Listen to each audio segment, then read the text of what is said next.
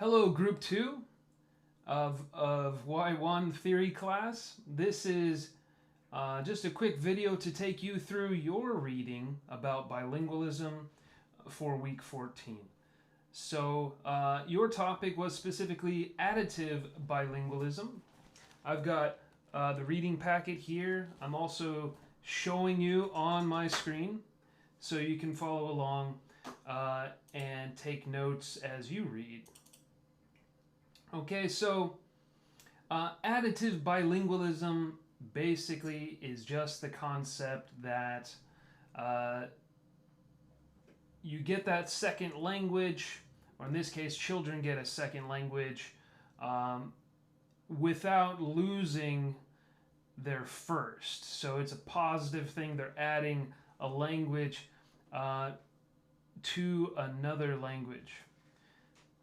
This can sometimes contrast with what's called subtractive bilingualism, where that second language does have a detrimental effect on the first language.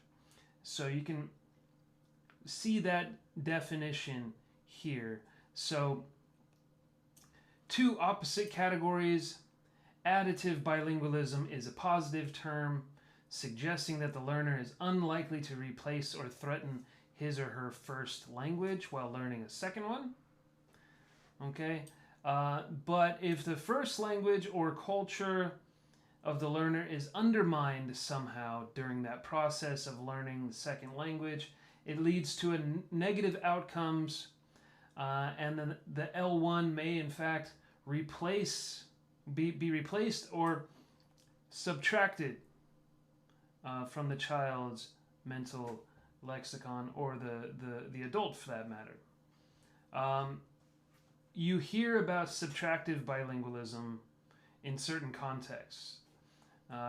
Sometimes during immigration, when the children are part of a family, it's a minority L1, and sometimes the parents themselves encourage that L2 use all the time to give their child some kind of advantage in the new context where they live. And when that L1 is not maintained, it's more of a subtractive bilingualism situation.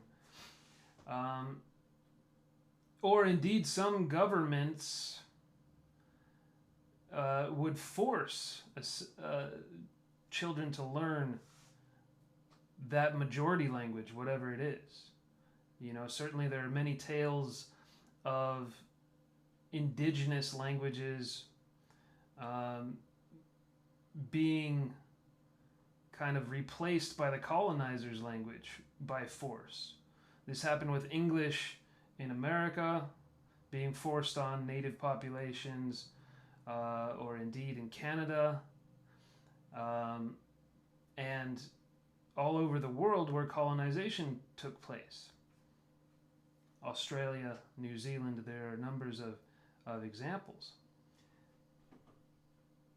So,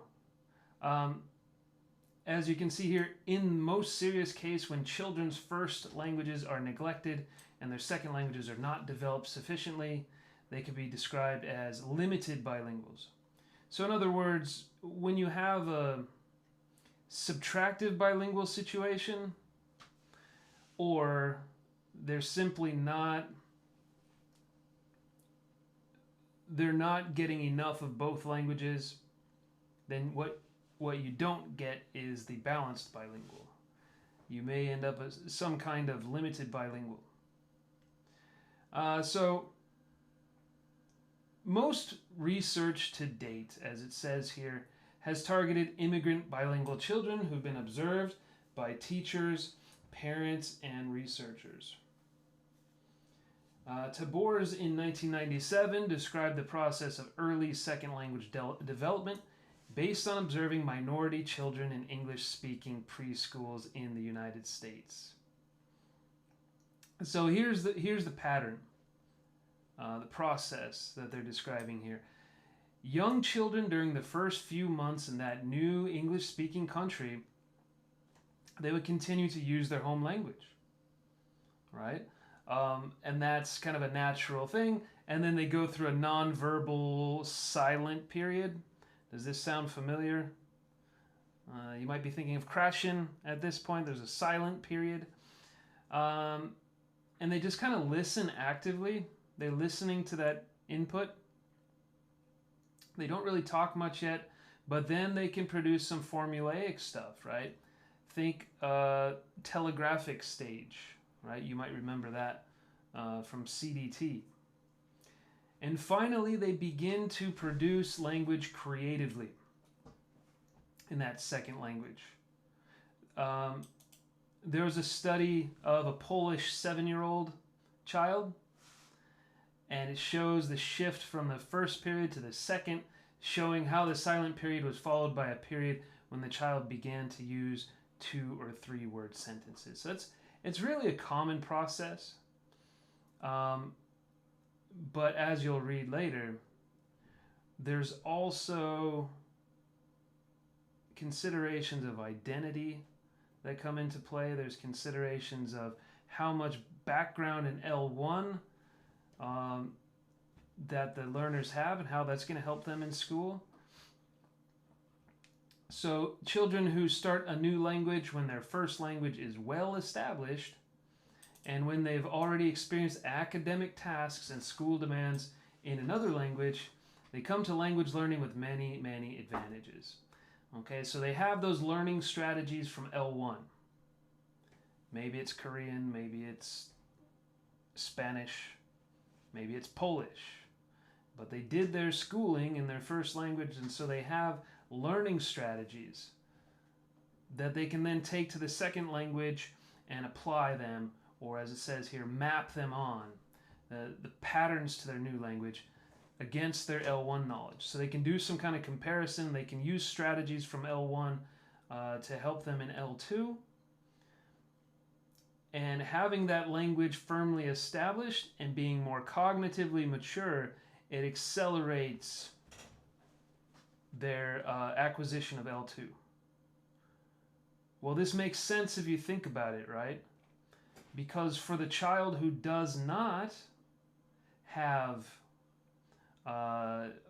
much of an academic background in their first language, that means everything you're teaching them, they have to learn the concept as well as the language. But if they have the concept in L1, then you're only talking about a language issue. So it's much less cognitively demanding. So a child who comes into a classroom with an established first language, they've been using in the academic context at an age-appropriate level. Now what they're dealing with is mostly language. So it's going to be, their overall development will speed up, accelerate. That's kind of the idea here. There's a quote here on cognitive maturity in L2 word learning. So lexical learning, that's words mostly, it differs from L1 in that the child is more cognitively mature when the process starts, and also has an existing lexicon in the L1 to draw upon for insight into conceptual lexical mappings. That just means they already have the knowledge of the words in their first language and the concepts in their first language, so they have that tool to use when they get those words in the second language that describe familiar concepts. Therefore, it's possible that the child L2 learners accumulate vocabulary faster than younger L1 learners for the same target language. So having that background, having that first language background, doing this in a second language with that background, it's very much an advantage. Those second language children are really very cognitively mature, as it says here. They're kind of superheroes. They can do very well because they have access to their own language and the concepts that they already know. So overall, it takes about 5 to 7 years. This comes from Cummins. Cummins was the guy who talked about the cognitive and linguistic demands. Sometimes you read about Cummins quadrants. There's 4 of them, quadrants: cognitively demanding, linguistically undemanding, cognitively undemanding, linguistically demanding, and so on. That's actually a later group's reading. But anyway, so it takes about 7 years for immigrant children to catch up with monolingual peers in the terms of academic verbal skills. It's not automatic. It can happen at different rates. For example, Eilers, Pearson, and Cobo-Lewis show that Spanish children in English medium schools in Miami consistently score below monolingual English children on standardized tests for productive and receptive vocabulary throughout elementary school. So what does that say? What does that mean? Okay. So in Miami, where you have schools where everything is conducted in English, that says Spanish children. I think that's a typo because it must be Spanish language children, Spanish speaking children. We don't get many immigrants from Spain to the Miami area. So they consistently score below monolingual English children on standardized tests. So in other words, it's not automatic, right? Just being in that environment doesn't mean that they're going to catch up to their peers in 7 years. And at the same time, there are individual differences, different instructional circumstances. So someone has a better teacher, someone has more access to more resources, even though they have similar amounts of exposure. There's other individual variables like affective variables. That's what Paradis is talking about. Affective variables, well, you know that word from Krashen. Affect is about emotion. So emotional variables are less important in the case of adults because of the universally accepted, less important than they are for adults because of the universally accepted desire of young children to fit into the new context. So what does that mean? Let's say that a different way. Paradis is saying there's a lot of different variables that affect the way children acquire a language in this context and why they might not catch up right on time. But emotional stuff is not really holding them back as it does with adults. Adults might be more resistant on some level to acquiring that language because of their well-established identity. They might be just not that willing to blend into the new society as the younger children would. Remember, children are always trying to fit in, right? That's kind of a universal of children. They're trying to fit in. They're trying to have friends. They're trying to get along with people. That's whether they're home in Cuba or Puerto Rico, wherever they're coming from, or they're in their new home in Miami, Florida, USA. Okay, so emotions are not necessarily going to hold them back. And then if we look at the cognitive gain of older learners, this is a quote from Paradis.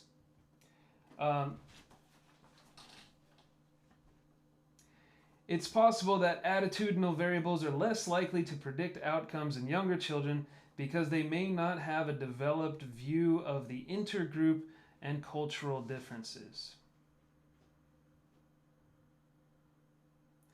Attitudinal variables are less likely to predict outcomes in younger children. So differences in their attitudes or their feelings about the group that they're joining and the group that they're from, the younger children don't have that developed sense yet, right? So they're not necessarily saying, oh, I am a Korean and I am joining a Canadian society. They don't have those distinctions yet. They don't have it well formulated in their minds. So they're more likely to blend in, and it's not just because they are developing as children and they are, genius learners or anything like that. They just haven't really formed like a national identity that they really, really prescribe to, this kind of thing. It might all just be fun and exciting for them. Yeah. So, furthermore, motivation is less of a concern, blah, blah, blah, because they want to join that new group. It's fun. Two variables seem to be important: aptitude and personality. So, of course, aptitude is their ability to learn a language, and the personality as well. So if you have memory-based aptitude skills, there were some tests of memory and language analytic. So memory-based aptitude skills better predicted the performance of early immersion children, whereas language analytic aptitude skills better predicted the L2 proficiency of late immersion students. What does that mean? If you're becoming immersed in that new language early in life, say a young child, the language analytic aptitude skills, that's kind of how well they can analyze language, right? That doesn't really predict their success when they're very young. What does predict their success? Memory, like how well they can retrieve things that they learn, right? And now this might go back to the Group 1's reading, where they're talking about the belief in one system. All the words going in the same place. It's just how fast can they retrieve them? And personality types also seem to be important. Wong Fillmore, 1983, described two types of successful learners. Number one, those who were outgoing and social, who sought opportunities to practice L2 with their peers. And the shy ones, who had cognitive abilities and a keen attentiveness. Listen to that one more time. Two groups of students who are successful in this context. The outgoing social butterflies looking for people to talk to, right? And the shy ones. Cognitive abilities, very strong, and a keen attentiveness. So they're paying attention. The word from second language acquisition, the word from theory, is noticing. And what does that mean for us as language teachers? Are we going to reward the students who are outgoing and talking to different kids? Or are we going to also acknowledge the shy ones who are just plugging along, thinking carefully, paying attention and noticing things? Remember, not everybody is an extrovert. Not everybody is a social person. So let your students' strengths shine and acknowledge their strengths, right? And there have been developments in studies measuring bilinguality. In the 1960s, they used a traditional IQ-based testing. Traditional IQ-based testing consistently showed that bilinguals were inferior compared to monolinguals on a range of verbal measures.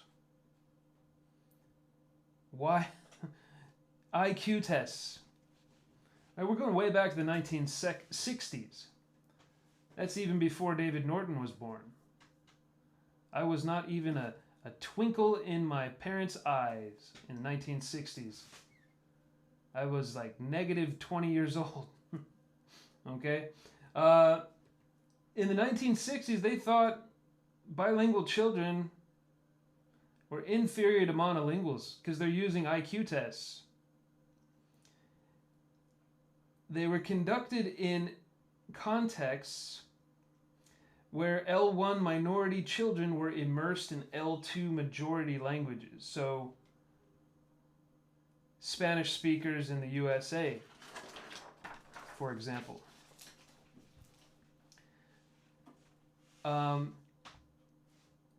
And as it says in your reading, a lot of times those kinds of tests they're kind of looking for that. They're looking for a reason to be discriminatory against the newcomers, the outsiders. They're looking for a reason to, dislike them, right? That's what a lot of that stuff was rooted in. And so IQ represents, this page 116 now. IQ represents the balance or the ratio of your mental age versus your chronological age. So how old you are up here versus how old you are everywhere else, right? Your actual age. How many years? If a child performs exactly as expected, they get a 100. IQ tests have verbal and logical tasks. Early versions of IQ tests reflected the view that intelligence is a fundamental general human faculty, rather than consisting of separate faculties. So the early tests, they didn't really distinguish language ability from mathematical or any of these other kind of intelligences that we think about today. So Gardner, and you've read about multiple intelligences by now in CDT, I'm sure. The verbal, musical, spatial intelligence. One Y1 student said that I was picture smart. That was the compliment. Anyway. Traditional intelligence tests have been reported to be culturally biased, and they may disadvantage second language children. Culturally biased, what does that mean?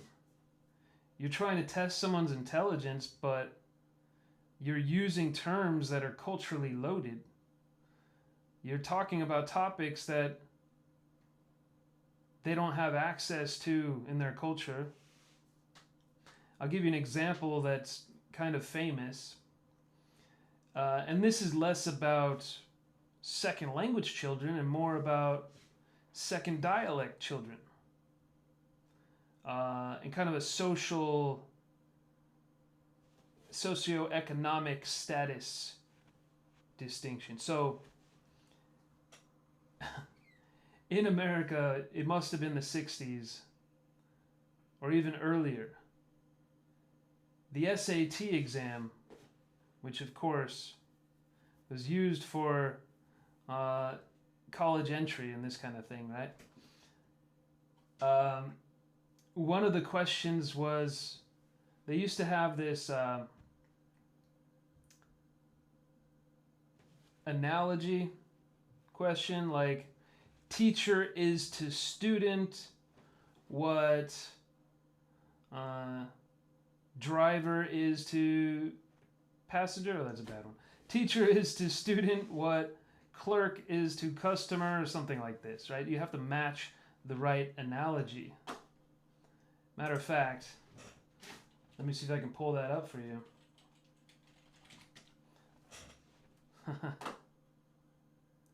The infamous SAT problem, it's called the Regatta Question.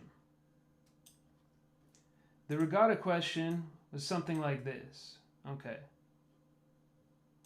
Runner is to marathon what envoy is to embassy, what martyr is to massacre, or what oarsman is to regatta, or what horse is to stable? Well, to get this question right, what you need to know, the answer is C, because a runner is an athlete in a marathon. An oarsman is an athlete in a regatta. If some of you are scratching your head right now, you are not alone. The point is that if you give this question to people from a different cultural background than middle-class white people in America, or even upper middle-class white people in America, they're probably going to get it wrong, because what's a regatta? A regatta is a boat race. An oarsman is one of the guys that does this, right? So if you don't know what a regatta is because it's not part of your cultural repertoire, according to this test, you're not as intelligent as the person who does. So that's an example of cultural bias on an exam. And you can imagine how that kind of thing would have been discriminatory against second language learners as well. So,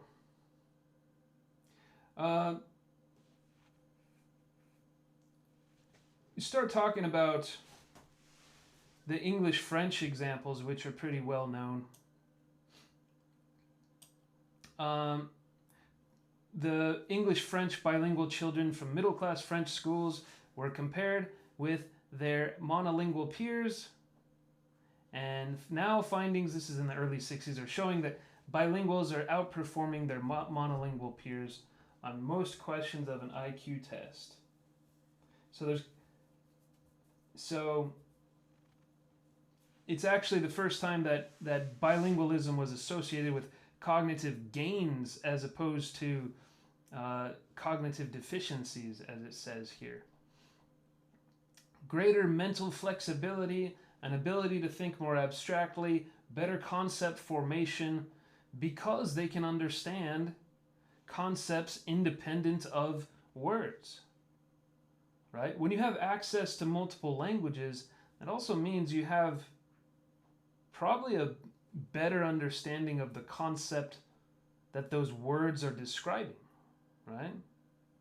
Because you know the concept independent of either language. You know, in English we say this, in French we say this, the concept is this. You know, it can lead to greater conceptual awareness. Although they do admit here that it's encouraging, but, you know, the children were all middle-class children with special advantages. So would the same be true of bilingual context with children from different backgrounds? We don't really know, but it is promising. It seems that the relationship between L1 and L2 competence in bilingual children is crucial and will determine the benefits. Overall, those children who acquire second languages in context where their L1 is developed systematically and where their heritage culture is valued do much, much better. This is important, and as you'll notice when you talk to your peers who did the other readings, it comes up again and again and again. So if you want those children to succeed, if you want the children to have a balanced bilingual, or at least developing bilingual life, if you want them to do well in both languages, you need to put them in a context where that first language is also valued, right? Additive bilingualism says, your language is good. Maintain that. Here's another language. And as I mentioned at the beginning of this video, sometimes parents who mean well will say things like, you know, speak English even at home. Speak English all the time. We want you to succeed in America. But what happens to their first language? They lose it. It's possible. Children seem to be able to acquire surface fluency fast and effortlessly, but may take a much longer period of time to require more academic aspects of the L2. So later when we talk about BICS and CALP, that's what we're talking about. Surface fluency is like, oh, look at the kid talking in English. Look at the kid talking in the L2. They can express themselves. Sometimes it's called playground English, because what happens is you take your child to America, Canada, the UK, Ireland, wherever, and what do? They go out on the playground. They're interacting with English-speaking kids, and they're using that kind of conversational English, which is a bit easier because it's context embedded, as Cummins says. You can easily guess what someone means. And so before long, they're using English in that way. And they can be fluent even, but that's a surface fluency. That's good for day-to-day tasks, maybe. Great for the playground. But you put them in the classroom, and that's a whole different story, right? They could be missing some of the academic parts of that L2. So who has the advantage there? Well, when you have the later bilingual, the little bit older, the one with more of an established L1 in the classroom stuff and the academic side, they're going to do fine in the classroom too. You know, so we have to remember that there is more to the language than just the academic side, and there's more to a language than just the chatting on the playground side. Got to have both, right, to be successful. Speaking of BICS and CALP, by the way, there's your definition. BICS, these all come from Cummins, by the way. BICS is basic interpersonal communicative skills. And CALP is cognitive academic language proficiency. So when you think of BICS, think about the playground language, right? And when you think of CALP, think about academic English that they need for the classroom, for reading comprehension, for writing, where it's generally more high stakes. Like if they get something wrong, you know, it could affect them. Whereas when they're on the playground, they say something wrong, kid might say, "You're weird. That's not a bool, that's a ball. Give me that."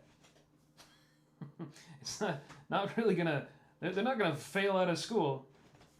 You know, they're probably still gonna be friends. Everybody understands what they mean. So, anyway. Again, on BICS and CALP, here's Cummins himself. Some neglected aspects of language proficiency are considerably more relevant for students' cognitive and academic progress than those that surface fluency. And educators' failure to appreciate these differences can have unfortunate consequences for minority students. You know,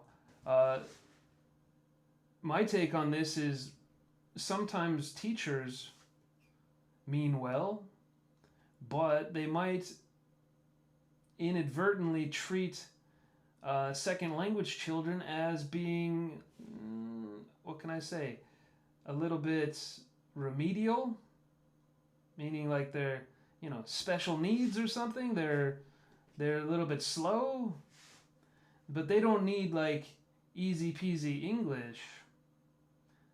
They need BICS and CALP. They need BICS for the world. They need CALP for your classroom. So it's your responsibility as a teacher to make sure they get both. You know, this, of course, is mostly about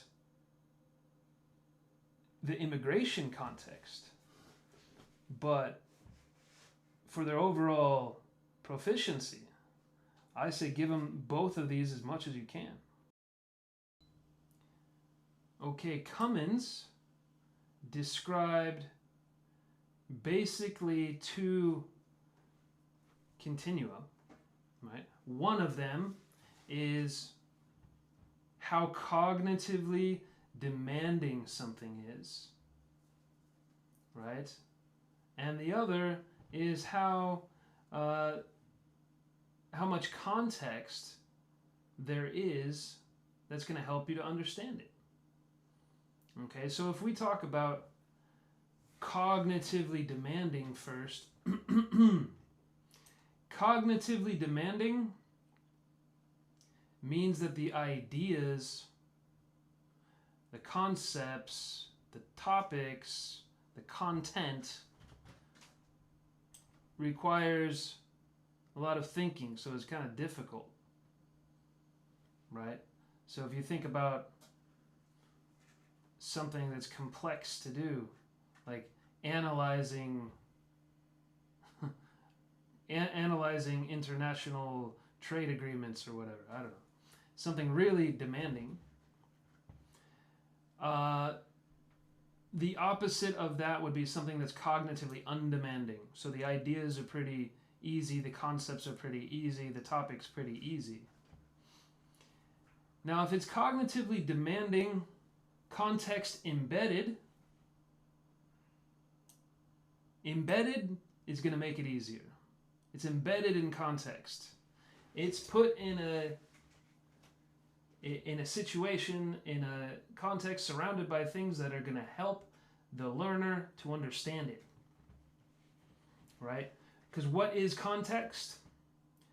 Context is everything that's going to help the learner understand that text. Con, you can think of it this way, con from the Spanish, con means with. Text, with text, that means everything that's with the text to help you understand. I'll give you an example of a context embedded kind of situation. You're at a restaurant, right? You're at a restaurant in Britain or Ireland or USA or New Zealand or whatever, and you're a low-level English learner. But in that restaurant, it's not just a list of food items on the menu. I mean, sometimes it is at your fancier places, but often at your kind of fast food places, it's a list of menu items with pictures, right? Pictures are great. Pictures are context. You're also in a restaurant. You're in a McDonald's or something. So they know you're not asking for a baseball bat. You're asking for something to eat. So that's more context from that situation, right? You might actually see the food item that you want. You see somebody eating it at the other table. All that is context, situational context. So when it's embedded in context, it's easier to understand. When it's cognitively undemanding, then the ideas themselves are pretty easy. Okay. Now, sometimes that context is reduced. When is context reduced? I'll give you one example we all know much too well. Ring, ring. Ring, ring. Boop. 여보세요?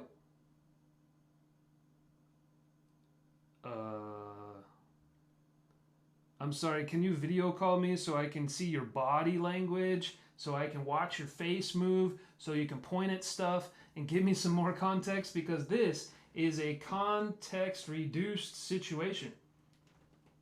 Right? That's basically what you need to know about what Cummins was talking about. There's some more examples here. persuading someone of your point of view would be a cognitively demanding task. That's the example here. Because persuading someone that's a high order thinking skill. That's a high order kind of language communicative task. But it's context embedded because you could see each other face to face. You could see things like gestures, right? All that kind of thing. Writing an essay is cognitively demanding. You know, you're doing all kinds of thinking skills. And it's context reduced because the reader is going to have to understand that using just the words that are written there. There's no real context. That's why they have to be super clear when they express themselves in English. It's something I tell TESOL students all the time. Like, I'm not in your head, right? You got to make it clear. So all of these things are going to help you to understand Cummins. So this is Cummins talking more about interpersonal and academic demands. And again, more about his quadrants. I skipped down to this sentence: the social expectations of the learner and sensitivity to contextual and interpersonal cues like eye contact, facial expressions, intonation, etc., greatly facilitate communication of meaning. These social cues are largely absent in most academic situations that depend on knowledge of the language itself for successful task completion. Think about what that's saying. Like, all of the scaffolding that learners know to look for, like context, it's not there in classroom tasks for a lot of the things that they need, especially the higher they get in academia, right? The language of text usually involves much more low-frequency vocabulary. We're now talking about written English. We're talking about academic English. We're talking about low-frequency vocabulary, complex grammatical structures, and greater demands on memory, analysis, and other cognitive processes. So, and there's an important relationship Cummins was talking about between L1 and L2 proficiency. Cognitively demanding skills could transfer between L1 and L2. In this way, a well-developed L1 could facilitate the development of academic skills in L2. This is what we've been saying throughout this video, right? If you have that background in your first language, it's going to help you in your second language. It's called Common Underlying Proficiency Principle, right? The CUP assumes that irrespective of which language the child operates in, he or she is able to generate thoughts using the central underlying engine.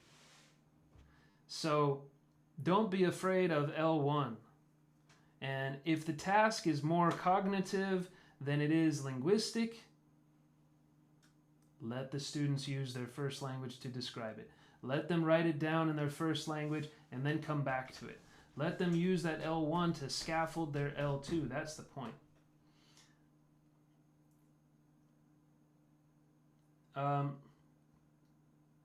So I'm going to skip down to, in this way, the level of development in the child's L1 is a strong predictor of L2 development, and consequently L1 promotion at school helps with L2 development. So don't be worried about spending time learning things in L1, as this does not hurt the development of the L2. Remember, you have to keep in mind the children's cultural identity as well. And for many of you, you're going to be working with Korean children, right? You're going to be working with Korean children as a Korean teacher of English. So you have a very good concept of what it means to have that identity as a Korean person. But also keep in mind that even if you're working in Korea teaching English at a hagwon, your children are not all necessarily going to be Korean. We know the shifting demographics in this country. Slowly but surely, you're going to see children from different backgrounds. And remember, too, that their cultural identity may not be English and it may not be Korean. Their linguistic background may not be Korean either. So we have to respect that, right? You know, write it down in Vietnamese. Write it down in Tagalog, whatever your thing is. And then we're going to talk about it in English in the classroom, or we're going to talk about it in Korean in the classroom, whatever. So,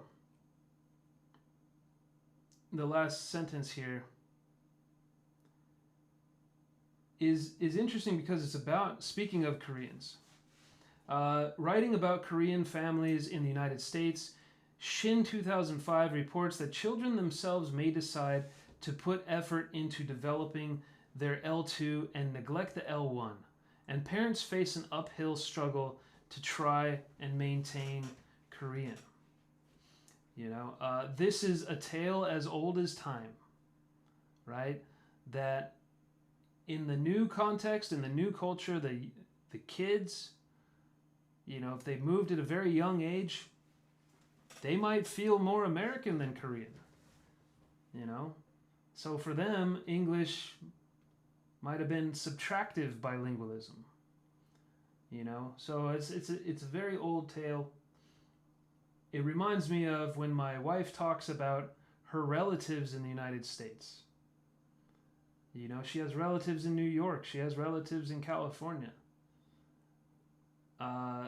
She can talk to the parents, but the kids, she says their Korean is very different from hers. Very, very mixed. And she speaks English as well, but she's more comfortable talking to them in English than talking to them in Korean. So these things happen. You know, this is our reality. The rest of this reading is talking about immersion education. And of course, immersion education is immersing students in that language, whatever it is, for either most of the time or for part of the time. Famous cases out of Quebec. If you remember when we're talking about output and interaction, Quebec is where Swain was noticing that in that immersion context, the kids developed their receptive skills very well, but they didn't necessarily develop their productive skills. So, in that context in Quebec, the children learned to read and write in French before they did so in English, and English was not introduced until grade 3. That's called early total immersion, and different kinds of this kind of immersion, different variations of that appeared all over the world. You might hear a little bit in the background right now. That's speaking of education in Korea. That is my neighbor's little girl playing the piano. And she'll do that sometimes. All right. So different kinds of immersion programs are, these are actually the characteristics, right? So it should always be L2 that's used as the medium of instruction. So that means all that classroom language is happening in L2, whatever it is. You know, could be French for English-speaking Canadians, could be English for others. The immersion curriculum parallels the local L1 curriculum. So it's not going to be entirely different. It's got to be the same as what other people are learning, but they're doing so in that new language. Overt support exists for the L1. Of course, they're going to be supporting L1. Attitudes in the community are positive to both L1 and L2. This is important. This is important.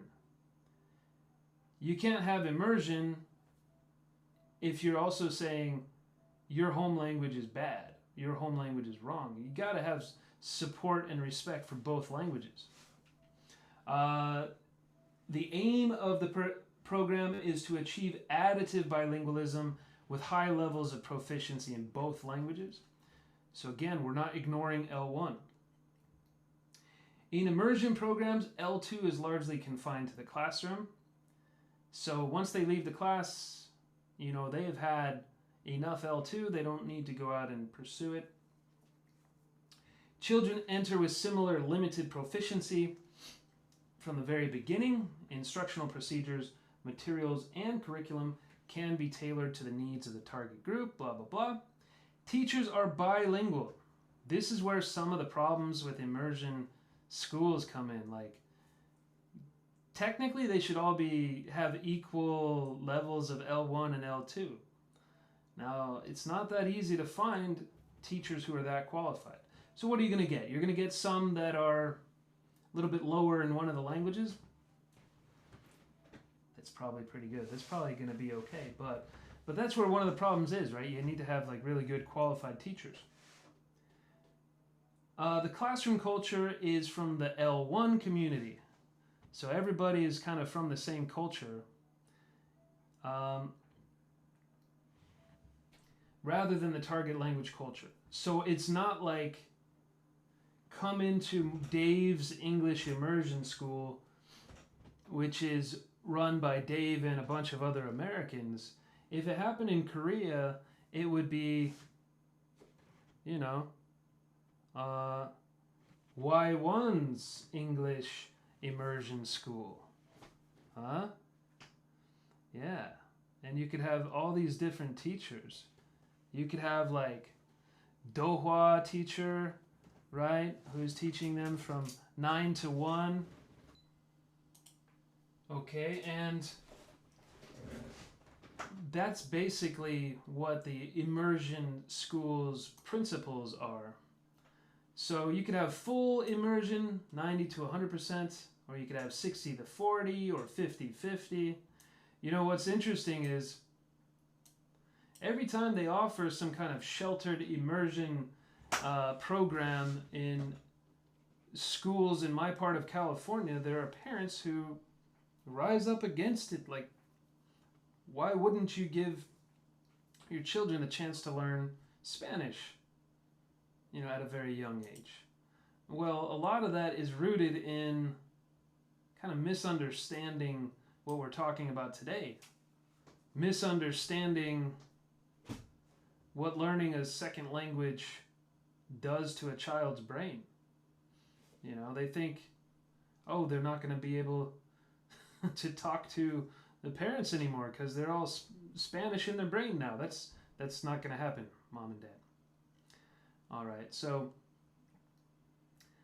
and this goes back to Swain's kind of context of the schools in Quebec,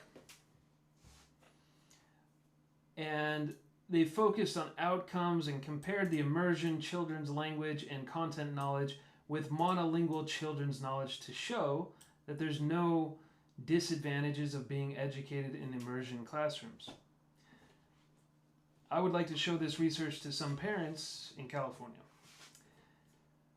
Studies showed that immersion children's L1 development, their development in English, did not suffer compared to non-immersion peers. Other studies show that immersion children's content knowledge was as solid as their peers' knowledge in non-immersion contexts. So they're still developing their English, they're still developing their knowledge of concepts and ideas. In proficiency, immersion students were compared with core French students who only learned French as a school subject, and they particularly showed that they were more proficient, especially receptive skills. Right? So all that comprehensible input in the immersion environment is doing wonders for them. And when you look at early and late immersion students, early immersion tends to be more effective, but there's some late immersion students who will achieve comparable proficiency in the end. There's always the exception that proves the rule. Some more recent research 1989, has begun to highlight some of the problems in immersion education. Little attention has been paid to grammar teaching. Swain and Lapkin were pointing that out too. In other words, there's no attention to forms with an S. So that maybe was not conducive to learning. Other studies showed the learners had little opportunity for sustained talk. So again, it was a lot of comprehensible input, but they weren't pushing much output, which was Swain's first point.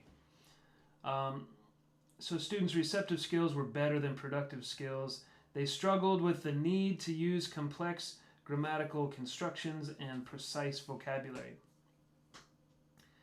And Swain in 2000 said that naturalistic immersion is necessary but not sufficient for native-like competence in L2.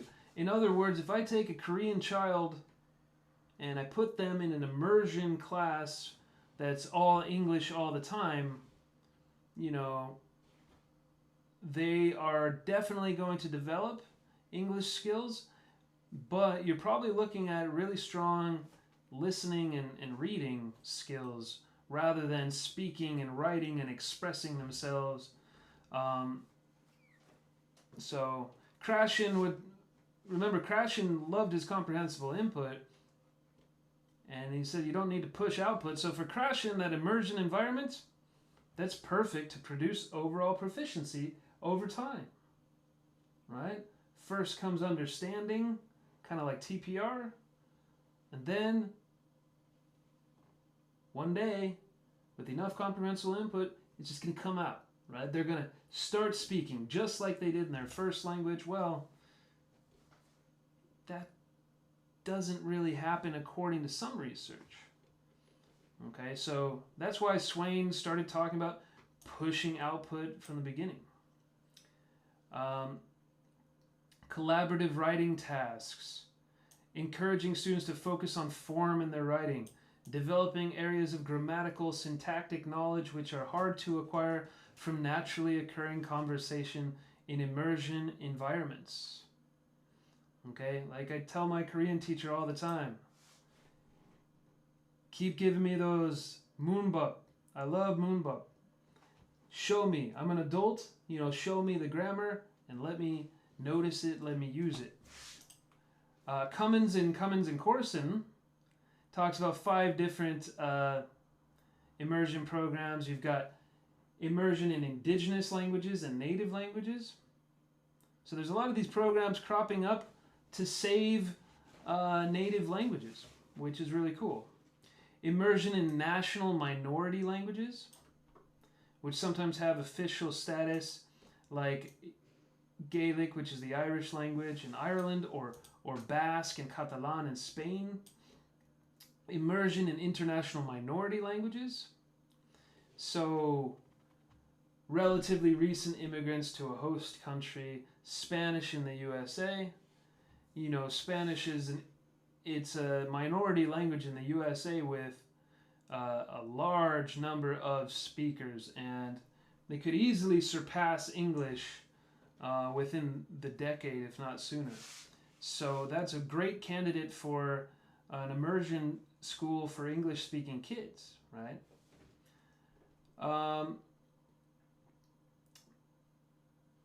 Number 4, immersion in a particular linguistic or cultural minority, like deaf and the hard of hearing. Bilingual and biliterate programs intended for dominant and majority groups, like the Canadian French thing.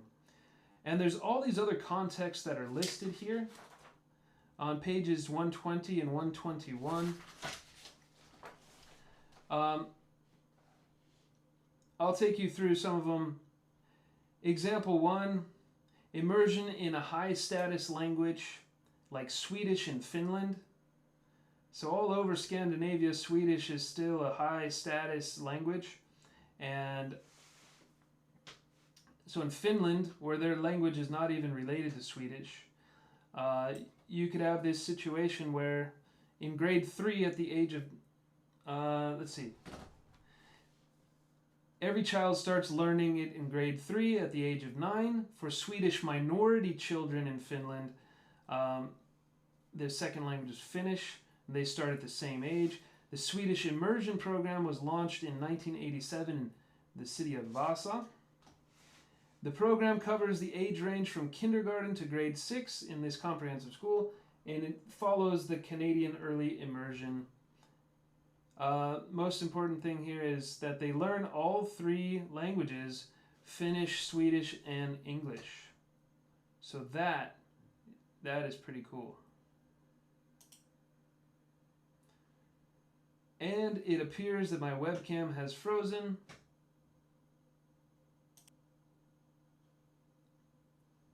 Okay. Well, let's remove my webcam and see if that helps. Okay, example 2 was Spanish-English program in the USA. Two-way program for Spanish-speaking children to improve their English and English-speaking children to pick up some Spanish. That's a pretty cool system. Example 3, immersion in a high-status foreign language. That would be English in China. If you skip down to the bottom sentence, comparisons of immersion and non-immersion. Where did it go? Yes, comparison of immersion and non-immersion students indicate that the immersion students develop their English proficiency to higher levels than non-immersion students, and their Chinese competence did not suffer at all. These results are achieved despite problems such as a very high student-teacher ratio in classrooms, general lack of English materials, and teachers' relatively low competence in English. So it can be done. And then on page 121, quote 9 was interesting. In a recent article, several teachers in a school which was in the process of becoming bilingual felt threatened by what they perceived as a loss of cultural identity. They feared that in the development of the project, the national culture would be displaced or substituted by Anglo-Saxon culture. So this sounds like the concern of native Spanish-speaking bilingual teachers in the context of the U.S. So when you have an immersion school or a school becoming bilingual, their fear is that when they say Anglo-Saxon culture, they're talking about American culture, which sometimes the English-speaking world is referred to in this historical Anglo-Saxon way. I feel like where they are in Texas or the Southwest, it's a really distinct kind of white American English-speaking culture. Anyway, so there's issues of identity. You don't want to threaten people's identity. You can see in the next example of the last sentence here, we're talking about a two-way immersion program, but even two-way schools in Miami offer little, if any, threat to English, as there is no evidence of weakness in Spanish. Despite the cultural desire for Spanish, its use seems to be progressively weakened by the dominance of English.